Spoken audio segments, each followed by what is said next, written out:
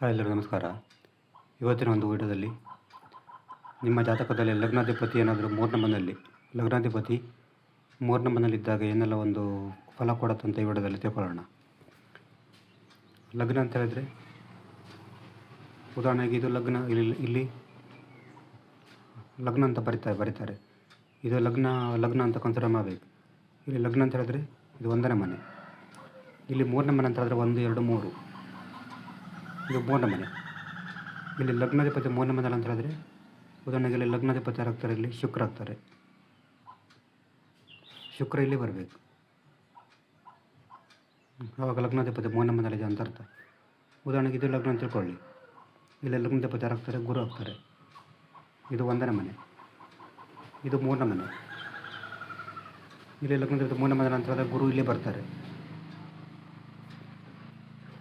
ಹೀಗೆ ಲಗ್ನಾಧಿಪತಿ ಮೂರನೇ ಮನೆಯಲ್ಲಿ ಅಂತ ಹೇಳಿದ್ರೆ ಲಗ್ನಾಧಿಪತಿ ಮೂರನೇ ಮನೆಯಲ್ಲಿ ಬರಬೇಕು.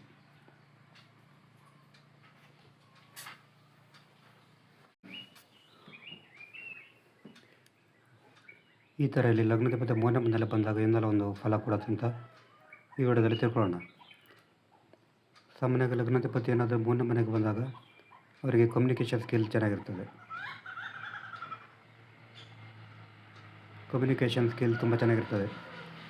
ಅಂದರೆ ಜನರ ಜೊತೆ ಮಾತಾಡುವಂಥ ಸಾಮರ್ಥ್ಯ, ಎಲ್ಲರ ಜೊತೆ ಮಾತಾಡುವಂಥ ಸಾಮರ್ಥ್ಯ ತುಂಬ ಚೆನ್ನಾಗಿರ್ತದೆ. ಲಗ್ನಾಧಿಪತಿ ಮೂರನೇ ಮನೆಗೆ ಬಂದಾಗ ಸಂವಹನ ಕೌಶಲ್ಯ ಚೆನ್ನಾಗಿರ್ತದೆ.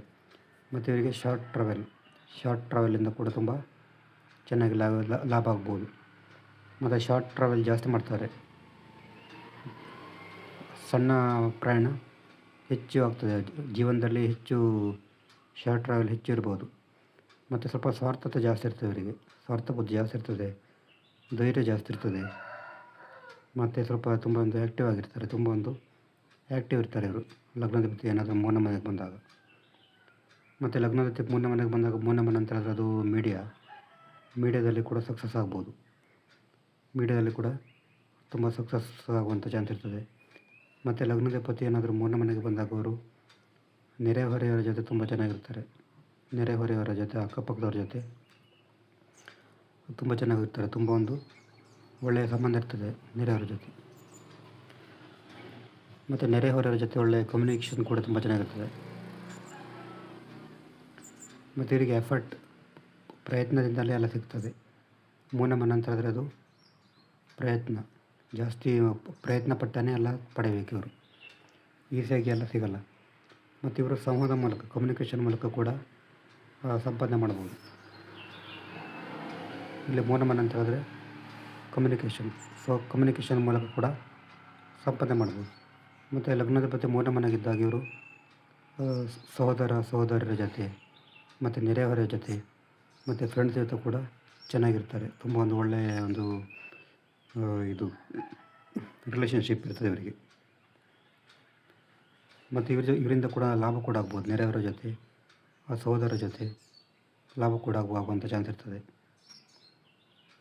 ಮತ್ತು ದೈಹಿಕ ಶಕ್ತಿ ಜಾಸ್ತಿ ಇರ್ತದೆ ಇವರಿಗೆ, ದೈಹಿಕ ಶಕ್ತಿ ಜಾಸ್ತಿ ಇರ್ತದೆ. ಮತ್ತು ಲೈಫಲ್ಲಿ ಅನಿಶ್ಚಿತತೆ ಕಾಡ್ಬೋದು. ಲೈಫಲ್ಲಿ ಅನಿಶ್ಚಿತತೆ ತುಂಬ ಕಾಡ್ಬೋದು ಇವರಿಗೆ. ಕೆಲಸದಲ್ಲಿ ಇವರಿಗೆ ಸೆಲ್ಫ್ ಕಾನ್ಫಿಡೆನ್ಸ್ ಕಮ್ಮಿ ಇರ್ತದೆ, ಆತ್ಮವಿಶ್ವಾಸ ಕೂಡ ಕಮ್ಮಿ ಇರ್ಬೋದು.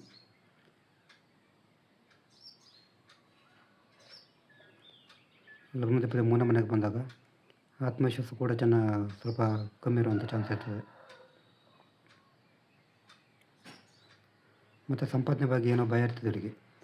ಲಗ್ನಾಧಿಪತಿ ಮೂರನೇ ಮನೆಗೆ ಬಂದಾಗ ಸಂಪಾದನೆ ಬಗ್ಗೆ ಸ್ವಲ್ಪ ಏನೋ ಒಂಥರ ಭಯ ಇರ್ತದೆ, ಸಂಪಾದನೆ ಬಗ್ಗೆ ಭಯ. ಮತ್ತು ಇವರ ನೆರೆಹೊರೆಯಲ್ಲಿರುವವರು ಲಗ್ನಾಧಿಪತಿ ಮೂರನೇ ಮನೆಗೆ ಬಂದಾಗ ಇವರ ನೆರೆಹೊರೆಯಲ್ಲಿರುವಂಥ ಒಂದು ಇವರು ಸ್ವಲ್ಪ ಒಂದು ಆರ್ಥಿಕವಾಗಿ ಚೆನ್ನಾಗಿರ್ತಾರೆ.